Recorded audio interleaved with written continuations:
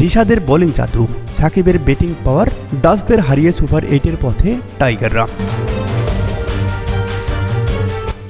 Sporting উইকেটে দাঁড়িয়ে challenging সংগ্রহ এনে দিয়েছেন ব্যাটাররা। পরে বল হাতে আলো ছড়িয়েছেন বোলাররা।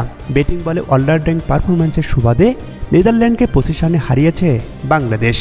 আর এই জয়ে চলমান টি-20 বিশ্বকাপে সুপার 8-এর পথে অনেকটা মসৃণ করে ফেলল টাইগাররা। 3 ম্যাচে তাদের জয় 2টিতে।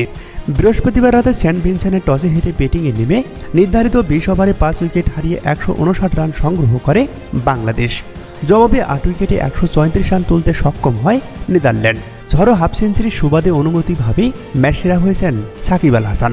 বাংলাদেশ 150 রান ছাড়িয়েছে তার ব্যাটিং নৈপুণ্যের উপর দাঁড়িয়ে। দীর্ঘ 21 মাস পর এই সংস্করণে দেশের হয়ে 50 দেখা পেয়েছেন সাকিব আল হাসান। তবে ব্যাট হাতে জ্বলে উঠলেও বল হাতে খুব একটা সুবিধা করতে পারেননি বাঁহাতি অলরাউন্ডার।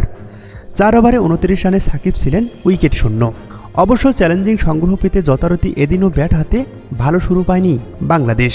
অধিনায়ক নাজমুল হোসেন শান্ত এবং লিটন দাস 1 রান করে সাজঘরে ফিরেছেন। 23 রানে 2 উইকেট হারিয়ে অনেকটা চাপে পড়ে টাইগাররা।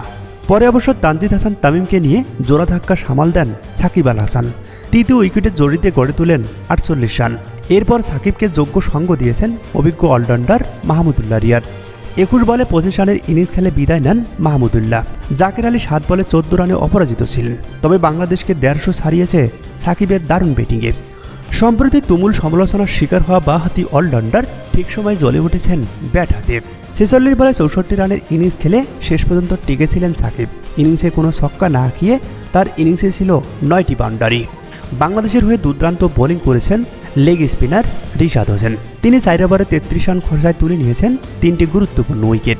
তাকে যোগ্য সঙ্গ দিয়েছেন তাসকিন আহমেদও। তিনি 4 ওভারে 30 রান দিয়ে তুলে নিয়েছেন 2টি গুরুত্বপূর্ণ উইকেট।